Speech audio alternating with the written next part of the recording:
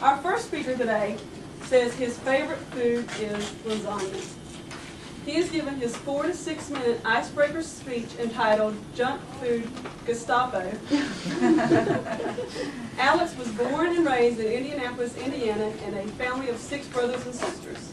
Please welcome Alex.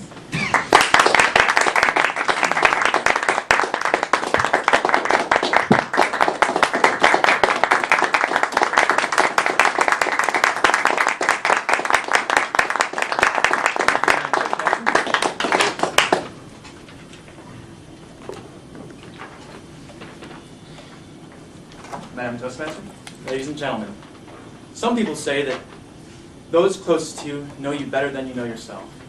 Well, past week, I put that to the test.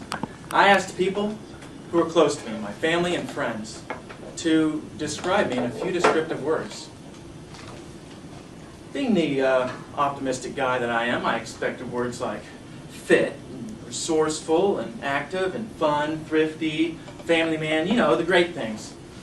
Well, I got some good things, but I got a lot of bad things. I got strict, incompassionate, and my favorite, junk food Gestapo.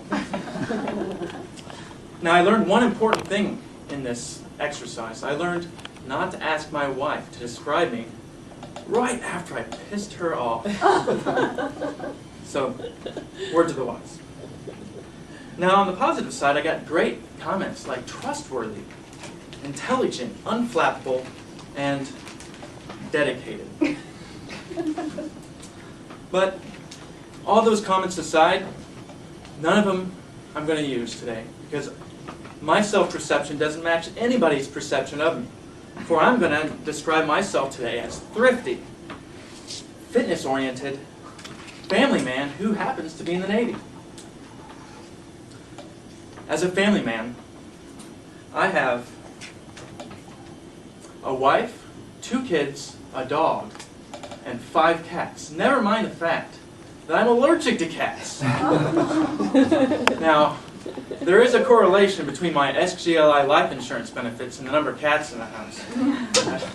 The investigation is ongoing on that one.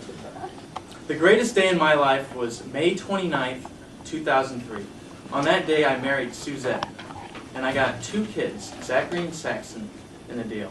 Very loving kids. Now, in these 4 years of marriage, I've learned the importance of compromise. Now, in our relationship, I do the compromise, and Suzette tells me what else I need to compromise. Now, remember those 2 loving kids? Well, time's passed, and now they're teenagers. Oh yeah, teenagers are good at 2 things.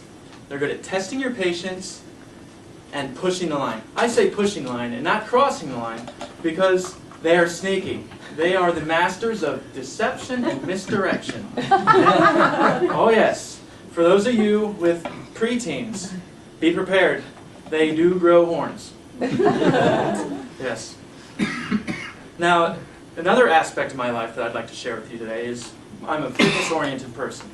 I have been involved in fitness my whole life. Ever since I was young, I played many sports, pretty anything you can imagine, and chiefly among them was swimming. I swam all the way through growing up, and I actually accredit that to getting me into the Naval Academy.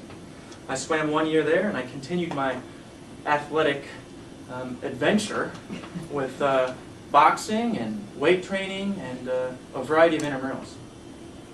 And recently, 3 months ago, I took up mountain biking, and I really enjoy the Fort Ord trails. If you haven't been there, you should see them. They're breathtaking. Another important part of fitness, keeping with our theme, is diet and food. I am, just like my wife said, a junk food Gestapo. They like to hide all the food and all the junk food in the house because I don't like it there, and I get upset when my wife buys it because I don't like to throw it away either, because that goes along with my next point of being a thrifty person. But I think it's very important to eat the 4 basic food groups, and to cut out junk food completely. In fact, I have not had a soda since I was in the 8th grade, if you can believe that.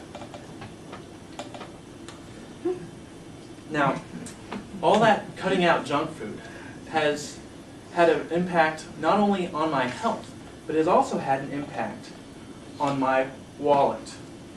Now, that fits into being a thrifty person. I, as a thrifty person, try in every aspect of my life to eliminate waste. I recycle, I conserve water, conserve electricity. I don't buy things I don't need or not going to use. And I try to impart these values, or infuse these values upon my kids. Now, another part of my life is being in the Navy. I've been in the Navy for 10 years, and I am a surface warfare officer, which means I spend months at a time out at sea, managing vital aspects of that ship. And I expect I'll be a Navy man for the rest of my career. Now, I've told you all a little bit about myself. Now I expect of you, if I should ask, that you give me a candid response if I ask you to describe me. Because as my wife would say, I am unflappable. Madam Toastmaster.